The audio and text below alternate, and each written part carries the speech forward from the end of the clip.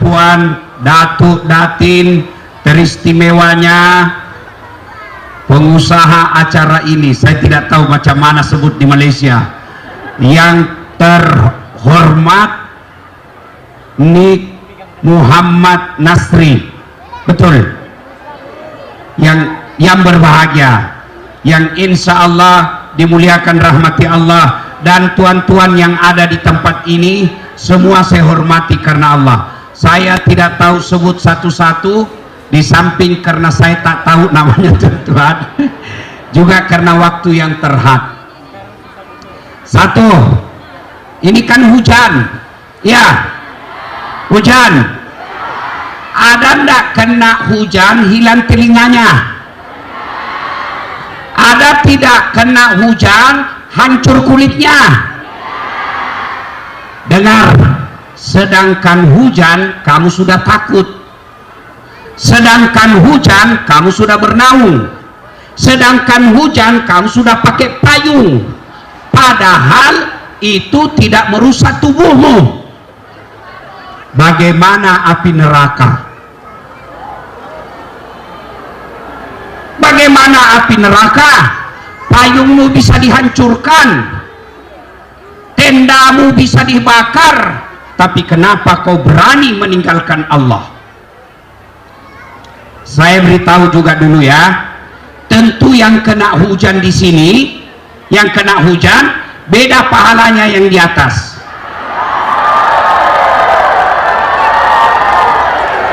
Yang kena hujan, kalau langkah kakinya datang fisabilillah nuntut ilmu, kata Nabi, kaki kanannya, kalau tuan tinggalkan rumah mau dengar ceramah, kata Nabi, kaki kanan satu pahala, kaki kiri gugur dosa kecil. Bayangkan kalau rumahmu satu batu, dari sini 2 km, berapa langkah kaki? Apalagi kalau dia melangkah begini. Masya Allah. Nah, sampai lagi di sini basah bajunya kena hujan karena mendengar dakwah, kata Nabi, bajumu yang basah itu akan melindungimu dari api neraka kelak. Nah, itu untungnya yang kena hujan. Jangan pula kau turun berhujan-hujan, nah itu namanya belem-belem. Allah Maha Adil. Yang kena hujan Allah sediakan pahala, yang tidak kena hujan Allah kasih ketenangan dalam ceramah. Allah bagi semua ada hadiah. Nah, satu, semua Allah balas berdasarkan kesulitan dalam dakwah. Satu. Dua, tajuk kita hari ini membentuk keluarga harmoni. Tuan-puan yang saya muliakan, percaya tidak ada rumah tangga yang tidak ada masalahnya. Tidak ada rumah tangga yang tidak ada soalannya.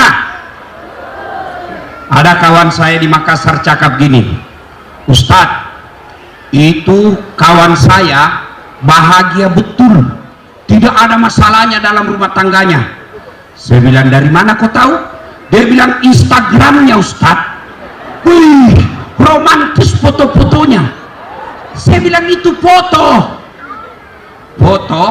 30 detik dipoto, share 30 detik, 1 menit. Kau tidak tahu apa yang terjadi dalam rumah tangganya 23 jam sekian menit. Namanya foto yang romantis, perlu di share. Tidak mungkinlah dia lagi begaduh, dia live siaran langsung, hai guys, saya lagi begaduh guys. Tidak mungkin. Puan-puan, ini saya bagi tahu kau rahasia laki-laki. Kalau suamimu tiba-tiba kau dijadikan wallpaper, tiba-tiba dia jadikan kau history, fotomu dia peluk-peluk, pasti baru dia melanggar. Maka dia bayar dosanya dengan dia tampilkan istrinya. Tidak ada orang tak ada masalah dalam rumah tangganya. Contoh, saya kasih contoh, istri cantik, Kau kira bukan masalah? Istri cantik digoda orang, masalah. Berarti bagus kalau jelek istri. Istri jelek dihina orang. Kau lagi malu jalan sama dia. Bulan aja nanti kita ketemu di dewan. Sampai di dewan, bang, mana kau? Nggak jadi saya ke situ, menceret. Istri cantik masalah, istri jelek masalah. Berarti bagus kalau tidak ada istri. Masalah juga. Berarti bagus kalau banyak istri, lagi masalah. Ada istri masalah, tiada istri masalah. Semua orang punya masalah. Nih, kau tengok ini yang bicara. Hah? Kau kira tidak ada masalahku? Oh, banyak juga masalah saya. Apalagi setelah saya viral. Apa masalah saya? Banyak janda-janda curhat. Oh, awal-awal dia bilang, Ustadz, baru saja suami saya meninggal, adakah doa-doa penenang jiwa? Aku kasihlah doa penenang jiwa di WhatsApp. Baca ini setiap selesai sholat duha, baca ini. Dia bacalah, lama-lama dia WhatsApp lagi, Ustadz, alhamdulillah saya sudah tenang, tapi maukah Ustadz menjadi imam dalam hidupku? Saya bilang, mohon maaf, saya bukan imam, saya penceramah. Mana ada orang tidak ada masalahnya? Hah, tunjukkan saya. Ini semua datu-datu yang baju tentara. Ada juga masalahnya. Apa masalahnya? Takut sama bininya.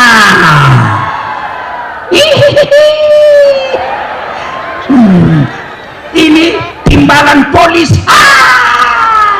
Takut juga sama bininya. Hakim, lebih-lebih lagi. Kami orang Bugis tidak ada takut sama bini. Mana orang Bugis di sini? Ramai memang ini orang Bugis. Di mana-mana saya banyak orang Bugis. Saya kemarin ke Kunang, Pitas, ramai orang Bugis. Kudak, ramai orang Bugis. Tawau, lagi ramai orang Bugis. Saya masuk penjara, ramai juga orang Bugis. Malam ini penceramahnya orang Bugis. Saya dengar tadi baca doa orang Bugis. Kenapa kau tahu namanya Baco? Nggak mungkin jawab. Namamu siapa? Mas, sampean siapa? Baco. Nggak mungkin. Jenenge siapa? Ambo Dale. Mesti Bugis. Nah, kalau orang Bugis, Pak Polis nggak ada takut sama bininya. Tanya itu laki-laki Bugis. Cuma istrinya lebih berani. Nah, semua kita ada masalah. Coba tengok dalam rumah tangga. Ada orang sudah 2 anaknya, tidak ada rumahnya, masih kontrak-kontrak. Alhamdulillah, ada orang belum menikah sudah ada rumahnya, tapi apa masalahnya? Tidak ada anaknya. Ayo, ada lagi orang ada rumah, ada anak, apa masalahnya? Mertuanya ikut campur rumah tangga. Biar warna cat rumahnya mertua mau tahu, biar apa gelasnya mertua mau urus. Ada lagi orang mertuanya baik, punya anak, punya rumah, apa masalahnya? Suaminya curang. Orang Indonesia bilang selingkuh. Suaminya selingkuh, istrinya membalas. Iya kan? Semua orang punya masalah. Jangankan kita, jangankan sedulur-sedulur, jangankan para perantau dari Indonesia, jangankan kita orang tempatan, kurang apa mulianya Nabi? Tuan-tuan, puan-puan, pikir Nabi tidak ada masalahnya? Nabi itu apa dia minta pasti Allah kasih. Bahkan Allah dalam hadits qudsi Allah katakan, Muhammad, andai bukan karena engkau Muhammad, saya tidak ciptakan dunia dan isinya. Itu cintanya Allah kepada Nabi. Tapi apakah Nabi tidak ada masalahnya? Dengar hidupnya Nabi. Belum lahir meninggal bapaknya. Ayo, belum lagi lahir meninggal bapaknya. Lahir baru 2 hari diambil ibu susunya, Halimatus Sa'diyah. Berapa tahun dipisah ibunya? 4 tahun.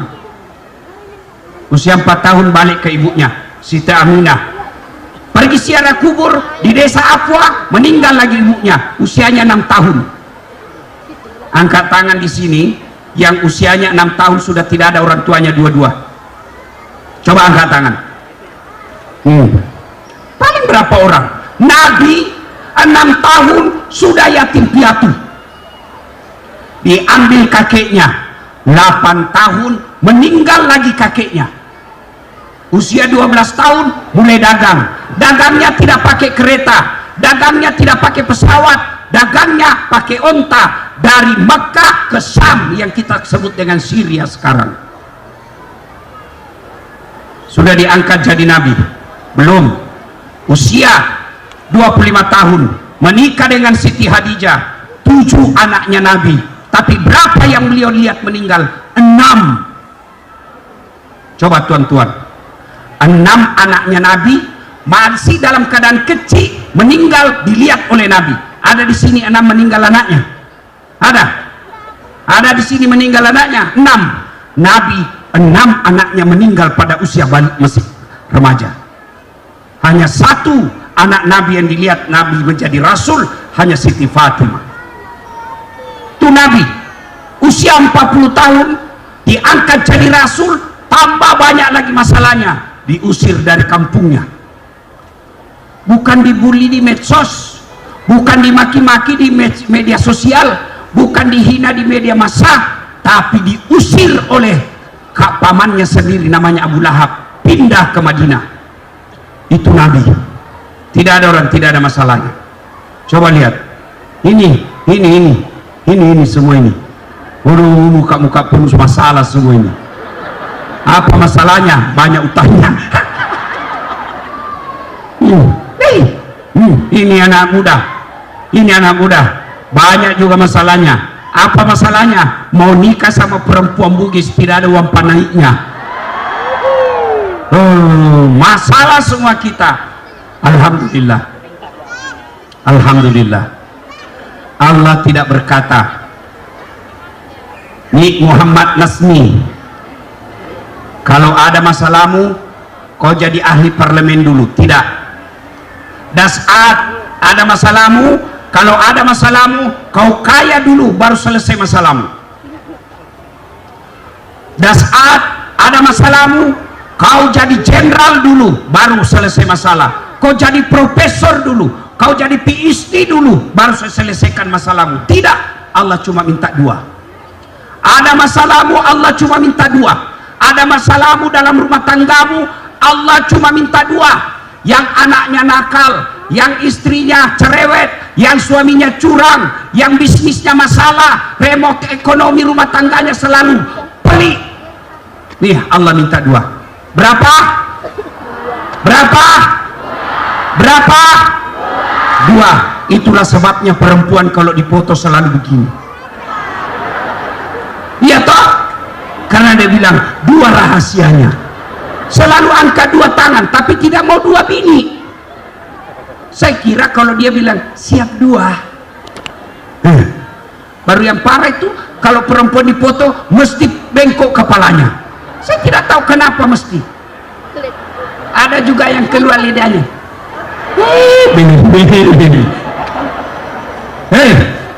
2. Berapa? 2 saja. Lebih banyak syaratnya jadi ahli parlemen, lebih banyak syaratnya jadi guru. Ada masalahmu, Allah cuma minta 2. Dengar baik-baik, bawa pulang. Apa itu? Kata Allah, ista'inu bisabri wassalah. Sabar, perbaiki sholatmu, saya yang selesaikan masalahmu. Itu janji Allah bukan janji calon ahli parlemen. Kalau janji calon, andai boleh kita dijanji surga, surga pun dia janji.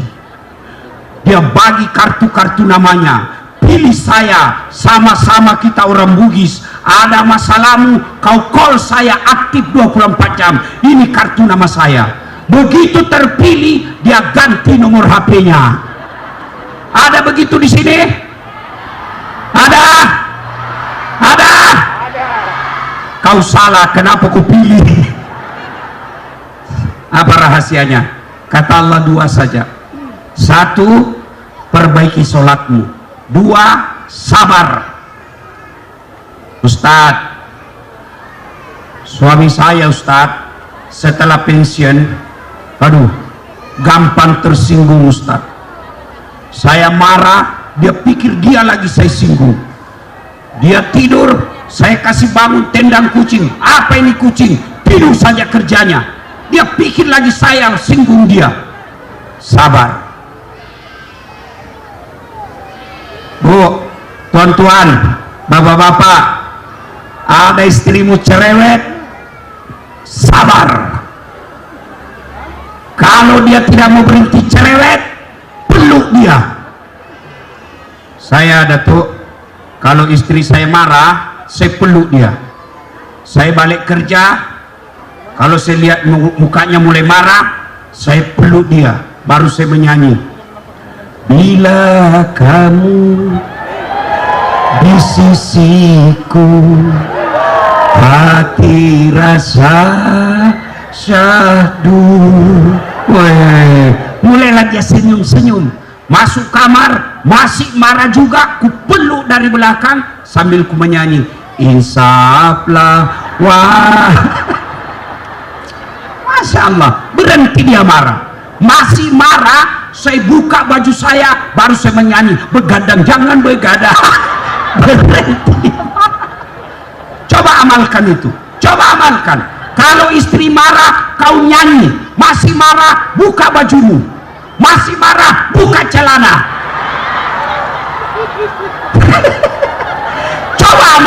Coba amalkan. Pasti dia ketawa. Iya toh? Nah, Ustadz, suami saya jelek Ustadz, mukanya jelek, nggak ditahu dilihat dari mana dia cakep. Sabar. Kenapa? Itulah jodohmu. Kenapa? Allah tahu itu yang terbaik.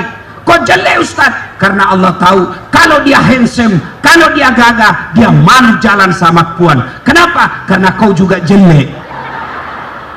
Selesai. Sabar. Ada masalah, sabar. Ista'inu bis-sabri was-shalah. Sabar. Bagaimana praktiknya sabar? Bagaimana cara sabar itu? Al-Quran mengatakan, allati iza asabatum musibah qalu inna lillahi wa inna ilaihi raji'un. Artinya apa? Kalau istri marah, bapak balik kanan jauh sedikit, macam 2 meter, lalu ucapkan inna lillahi wa inna ilaihi raji'un. Tapi jangan juga kau tengok matanya, kau tengok ya Allah, ada baru kau inna lillahi. Oh, tambah marah dia. Kau kira saya mati? Sabar. Tidak adalah kalah ilmu sabar. Hebatnya sabar, kalau orang marah sama kita, kita sabar, dia habis pahalanya, kita ambil pahalanya, kita hilang dosa. Sabar. Kalau tidak bisa juga sabar dengan mengucapkan innalillahi wa inna ilaihi raji'un, resep terakhir, ambil obat tidur. Kalau dia mulai pergi tidur, biar dia ngamuk, tidak ada masalah. Sabar. Ilmu sabar ini luar biasa, dan janji Allah, innallaha ma'as-sabirin, sesungguhnya Allah bersama orang-orang sabar. Rahasia pertama apa Ibu? Apa? Sabar. Di mana sabar? kena musibah dalam rumah tangga, tiba-tiba pekerjaan suami bangkrut, ucapkan usap dada, inna lillahi wa inna ilaihi raji'un. Pasti berbekas. Caranya ucapkan usap dada. Kalau kau cuma ucapkan, apalagi laju cara ucapmu, rajiun, tidak ada bekasnya itu. Rajun, tidak ada bekasnya. Tapi coba ucapkan ini, begini caranya, usap dada, pegang dada, inna lillahi wa inna ilaihi raji'un. Pasti tenang hatimu. Istrimu ngomel, inna lillahi wa inna ilaihi raji'un. Suamimu ngamuk, inna lillahi wa inna ilaihi raji'un. Dapat pahala, tenang hati. Dua, resep menghadapi masalah, sempurnakan sholat. Ustadz, saya dagang rugi, saya grab, dicuri motor saya berniaga bangkrut, semua selalu ada masalah. Ustadz, perbaiki sholatmu. Kalau sholat tidak beres, jangan kau harap akan ada keutamaan kau dapat dunia. Saya bagi contoh ya, saya akrab dengan Muhammad Nasmi. Nih, saya datang ke Keningau, saya telepon beliau, Tuan, saya ada di Keningau, saya nak pergi pusing-pusing cari orang Bugis, tapi saya tidak ada kereta. Beliau telepon ajudan, itu ada dasar, kau pergi jemput di Kinabalu, bawa kau kereta Ninja penuh bensin, jangan lupa kasih pembeli oleh-oleh. 2 jam kemudian datang staf beliau, Ustadz, ini ada kiriman kereta, sila guna kereta selamat Ustadz ada di Sabah ini, bensin full, ini ada pembeli oleh-oleh 500 ringgit. Selesai masalah saya soal kereta. Kenapa? Saya akrab sama yang punya kereta. Sebaliknya, ada datang dari Sulawesi, tidak kenal, tidak pernah jumpa, tidak tahu, datang ke sini, telepon, Tuan, saya ada di Kinabalu, bolehkah pinjam kereta? Siapa dia telepon beliau? Siapa dia telepon? Polis. Tukang tipu itu, pasti itu penipu, penjahat, tidak kenal, tidak pernah ketemu, dia pinjam kereta, pasti penipu, tangkap dia. Begitu juga dengan Allah. Kamu tidak pernah datang kepada Allah, hanya hari Jumat salatnya, itu pun paling terlambat datang, paling cepat pulang. Orang khutbah kau tidur, lalu ada masalah dalam rumah tanggamu, kau berdoa kepada Allah, ya Allah, sudah capek saya hadapi hidup ini, gaduh terus bini saya capek hadapi ini. Allah berfirman, malaikat, karena dia sudah capek hidup, cabut nyawanya. Begitulah itu hidup. Kalau sholat kecil buat Allah. Saya nak tanya, puan-puan, adik-adik, saya tanya, boleh enggak hidup orang dibakar api dalam api seperti lapangan ini, lalu dilempar masuk api, dia bisa hidup enggak? Bisa hidup? Tidak mungkin, kata akal. Tapi kalau Allah yang mau, Nabi Ibrahim bakar api sangat besar, panas, Ibrahim keluar kedinginan. Tidak ada mustahil kalau Allah mau. Menurut ilmu kedokteran, bisa enggak perempuan hamil tidak pernah disentuh laki-laki? Boleh enggak perempuan hamil tidak pernah disentuh laki-laki? Boleh? Tidak mungkin. Tapi kalau Allah mau, Siti Maryam, wanita suci, tidak pernah disentuh laki-laki, lahir Isa alaihi salam. Cuma sekarang banyak perempuan mau saingan sama Siti Maryam, tidak ada suaminya, ada anaknya. Belen-belen. Ayo, Manusia masuk dalam perut ikan, boleh hidup? Boleh hidup? Kalau saya, ikan yang masuk perutku. Tapi kalau Allah berkehendak, masuk dalam perut ikan 40 hari hidup. Kisahnya Nabi Yunus alaihissalam. Tidak percaya, buka Quran. Semua kisah yang saya sampaikan ada dalam Quran. Kalau Allah berkehendak, kecil bagi kau kereta, kecil kau kasih anak. Ustaz, sudah 6 tahun saya menikah tidak punya anak. Pasti kau sholatmu tidak beres. Perbaiki sholat. Ustaz, saya sudah sholat Ustaz. Betul kau sholat tapi tidak ikhlas. Hayya 'alas sholat. Asar lagi. Berarti kau tidak ikhlas. Saya sudah sholat Ustaz. Betul kau sholat tapi main-main. Allahu Akbar.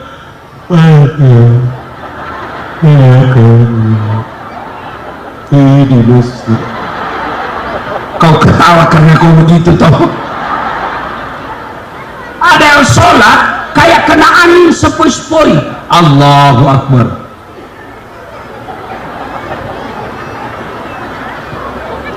Ada juga sholat Allahu Akbar. Kau ketawa karena kau pernah tengok toh. Saya sholat Ustaz. Betul kau sholat tapi tidak ikhlas. Di Makassar ada yang tanya saya, mama, ibu-ibu, Ustaz, bolehkah sholat tidak pakai BH? Kenapa ibu? Panas. Boleh? Sah. Cuma macam mana kalau kau ruku? Terlempar-lempar.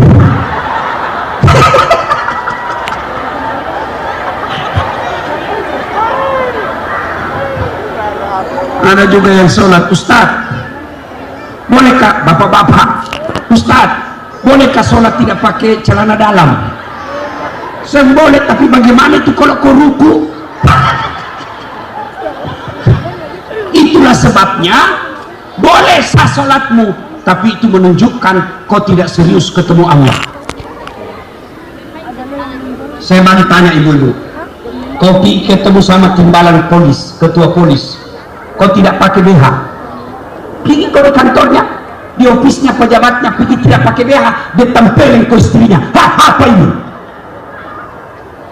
Iya, maka wajar 30 tahun kau sholat tapi sholatmu tidak bisa memperbaiki hidupmu. Kenapa? Kau tidak memperhatikan sholat dengan baik. Maka tuan-tuan, perbaiki sholat. Kalau tidak sholat, jangan harap kau akan baik hidupmu. Kalau kau sholat kecil buat Allah kasih kamu. Ustaz, saya tidak bisa kena air. Tayamum. Tahu tayamum? Kau tengok kursus kilat. Karena sekarang anak-anak remaja banyak tidak tahu tayamum. Ada saya pernah tengok tayamum pas duduk di samping saya di atas pesawat Indonesia, dia mau dibilang alim tapi dongo. Dia di samping saya tuan, dia wudhu tayamum, begini dia tayamum, dia tempel tangannya di depan kursi, baru dia kasih gini. Memang kau pakai air. Macam mana caranya tayamum? Kalau kita pakai jam tangan mesti dilepas, kalau pakai cincin mesti dilepas, kalau pakai lengan panjang mesti bajunya digulung sampai ke atas siku. Sudah itu letakkan telapak tangan di dinding, misalnya ini ya, tengok baik-baik, belajar tayamum. Gimana caranya Ustaz? Letakkan telapak tanganmu 2. Sudah itu usap wajah yang tidak ditumbuhi rambut. 1 kali sudah sah, lebih baik 3 kali. Sudah itu letakkan lagi telapak tangan. Nah, bagaimana caranya? Tangan kanan, tangan kiri dulu dibawa. Tengok. Ini siku naik ke atas tangan kiri. Sudah itu kanan lagi dibawa. lipat siku, naik ke atas, selesai. 3 kali lebih baik. Itu repot Ustaz. Kalau repot kasih gini saja. Ya kok ketawa sih, sini. Nah, sudah selesai. Sholat duduklah kau. Kalau kau di kereta, kalau kau di pesawat, duduk. Namanya sholat duduk. Tak payah juga kau berdiri di atas kereta. Karena Allah tidak memberikan kesulitan bagimu. Duduk saja, tapi kasih tahu orang di samping. Apalagi kalau orang Tionghoa, orang Cina, nanti dikira kau gila. Kasih tahu, Ci, saya lagi sholat. Koko, saya lagi sholat. Allah, dia tahu dia lagi sholat. Ustaz, saya lagi sariawan. Silakan kau sholat dalam keadaan sariawan. Caranya, kau sholatlah sariawan.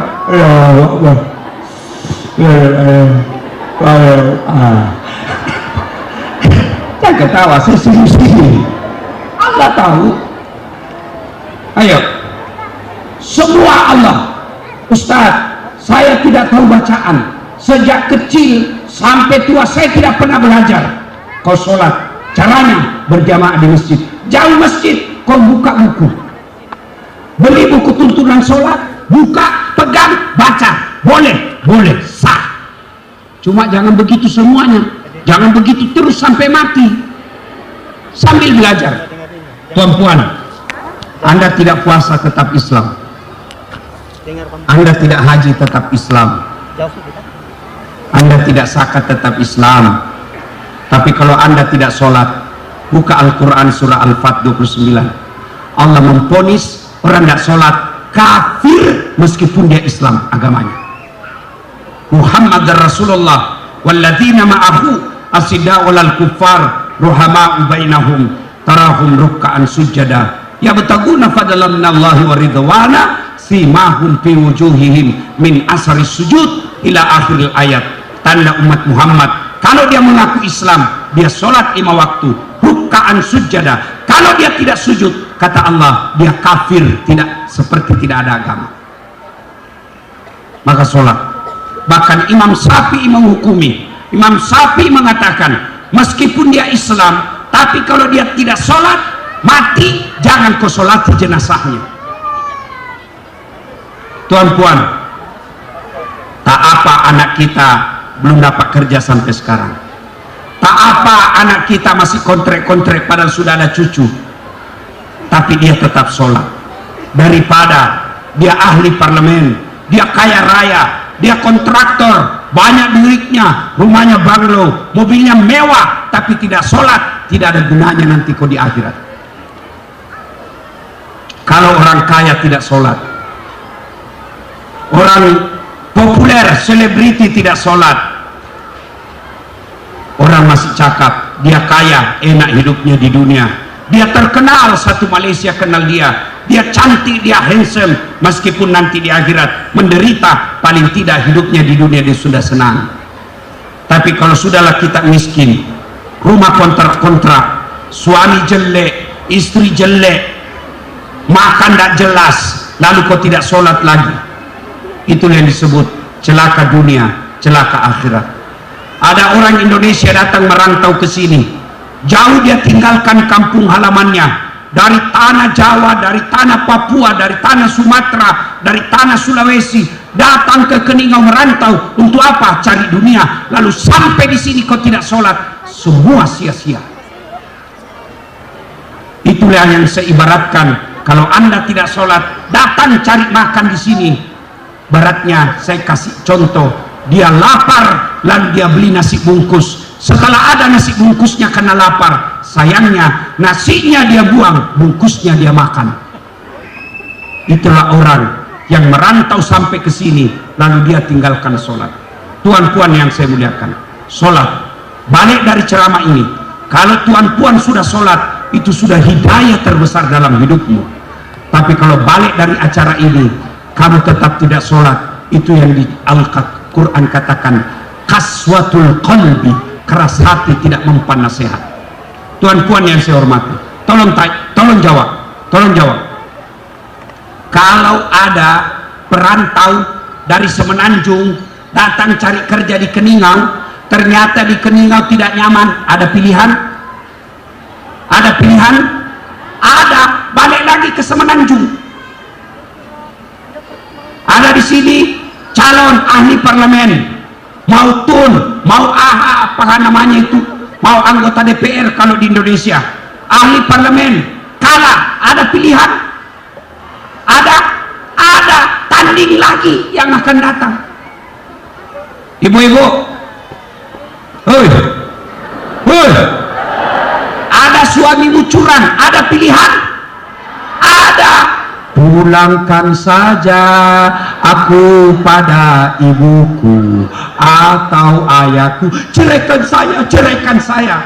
Biasa juga saya heran, bertengkar tiap hari, bertengkar, hamil lagi.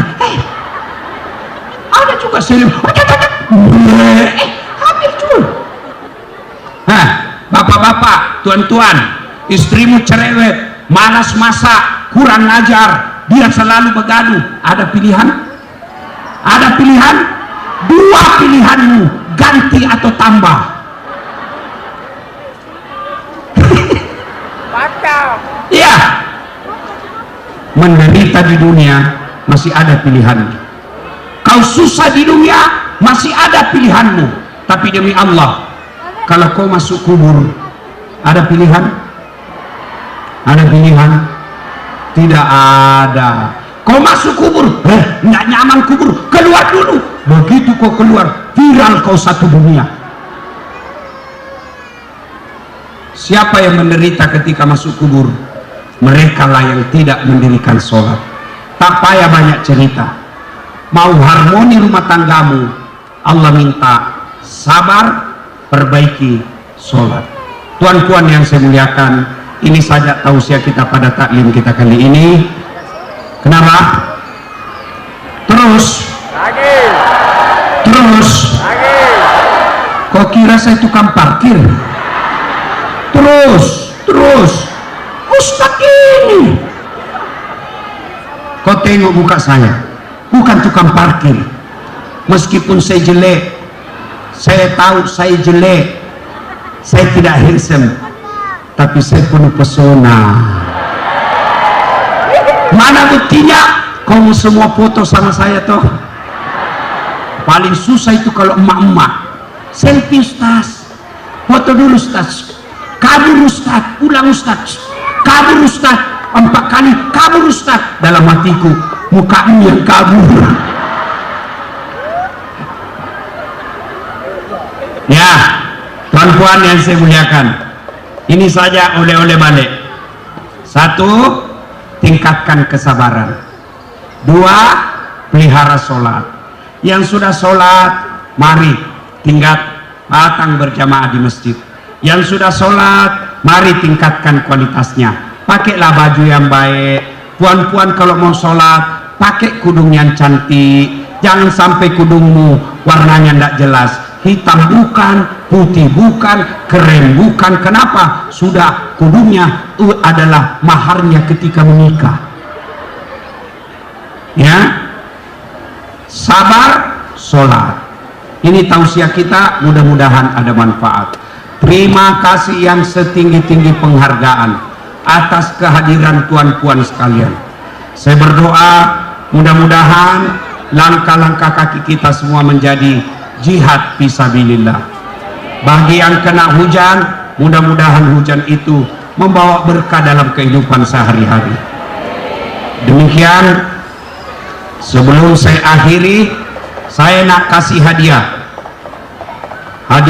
dari Ustadz Das'ad. Saya bagi hadiah. Siapa yang paling jauh rumahnya dari sini? Ada? Dari mana? Ada dari Kuala Lumpur? Dari Keke? Ada?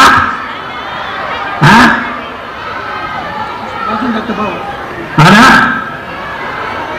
Ada? Ada?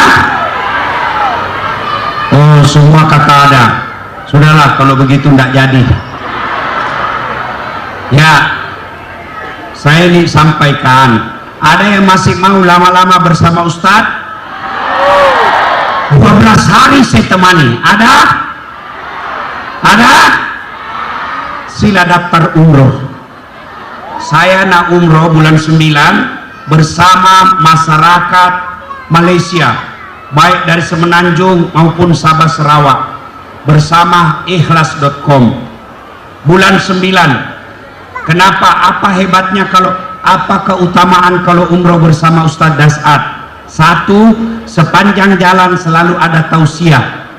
Di bus, di kereta selalu ada tausiah. Di hotel ada tausiah. Kan yang kumpul di kebun kurma kita tabligh akbar. Kita pergi ke Musdalifah dijelaskan apa yang terjadi di sini. Kita pergi ke Raudah, apa yang ada di situ. Kita pergi ke Arafah, kita jelaskan sejarahnya. Ketika kita di Mina, kita jelaskan pula. Sehingga apa? Pulang umroh mabrur, dapat juga pencerahan dalam hati dan pengetahuan agamanya nambah. Mudah-mudahan Allah mudahkan urusan kita untuk bisa datang ke Baitullah. Terakhir sekali, sebentar lagi kita Idul Kurban. Dengar baik-baik, dengar baik-baik. Bagi mereka yang punya handphone harga di atas 2.000 ringgit, lalu sampai sekarang tidak pernah kurban, hati-hati. Kambing paling mahal tidak sampai 1.000 ringgit. Tapi kalau handphonemu 2.000 ringgit, lalu kau tidak pernah kurban, bakal masalah hidupmu nanti di akhirat. Dua, bagi yang perokok, ada perokok di sini? Ada? Kau dengar baik-baik, ha? Harga rokok 1 bungkus 5 ringgit. Habis 2 bungkus 1 hari 10 ringgit. Kali sepekan 70 ringgit. Kali 1 bulan, kali 1 tahun, berapa ratus ribu ringgit?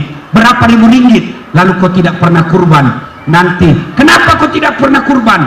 Dia cakap, saya tidak mampu. Kata malaikat, berapa rokokmu 1 bulan?